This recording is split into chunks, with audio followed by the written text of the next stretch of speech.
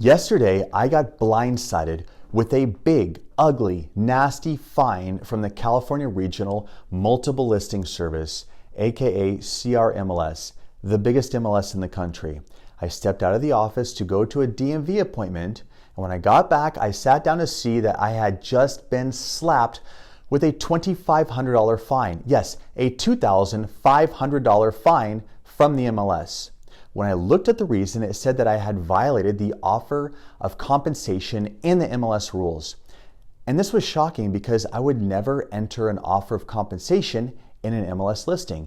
Not only am I very aware of the prohibition on cooperating broker compensation, but I have been training people on this since the policy was enacted after the NAR settlement. I figured it must be a mistake, and I asked the office administrator if he had any idea what this was all about. Well, quickly, I discovered the source of the violation. So I was just on a workcation out of the country. The seller on this particular listing is a former agent and is very hands-on about the public remarks and marketing verbiage. Apparently, when I was gone, she emailed updated private remarks to share with other agents, and an office staff member copied and pasted her email into the private remarks on the MLS. And contained within those private remarks was the verbiage 2.5% co-op.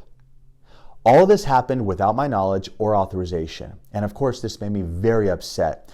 Here I am ensuring compliance as my full-time job and creating tutorials online explaining why cooperating broker compensation went extinct and how the settlement changed everything. And then at the same time, on my very own listing, it shows the word 2.5% co-op.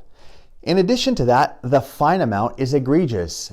A fine of this size is less a speeding ticket, more paying punitive damages to a defendant. I mean, what does a red light ticket run nowadays? Like $500, give or take? So if someone runs a red light, they're risking causing a fatal accident. And the MLS is fining what, 5 times that of a red light ticket for an offense in which no one's in danger? I mean, I get it, the MLS cannot be exposed to legal risk with high liability verbiage, but is fining real estate agents $2,500 the answer? A $250 fine alone would sting. But when you're charging people $2,500 for prohibited verbiage, it can be financially devastating to some people. I'm also keenly aware that the CRMLS could easily screen for prohibited verbiage and give warnings or even fine amounts based on intention. But there's no warning. It's a shoot first, ask questions later policy. Now, I received an invoice, and if I don't pay it by the deadline, then my access to the MLS is suspended.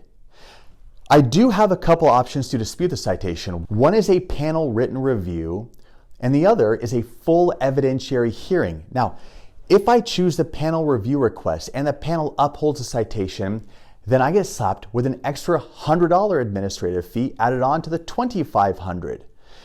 So the other option is a full evidentiary hearing. And if that hearing panel upholds the citation, then I have to pay a $200 administrative fee in addition to the $2,500. So I'm actually going to roll the dice on this, and I've requested a full evidentiary hearing, and I'll explain to the panel just how that prohibited verbiage ended up on the MLS listing. And maybe I deserve the fine because, after all, prohibited verbiage did appear on my MLS listing. Of course, it's a very tough pill to swallow because I would have never allowed for such a thing to happen.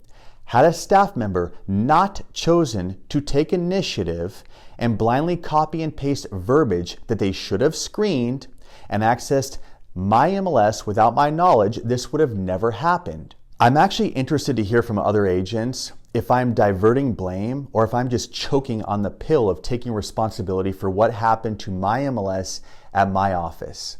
Please leave a comment if you have something to say. Thank you.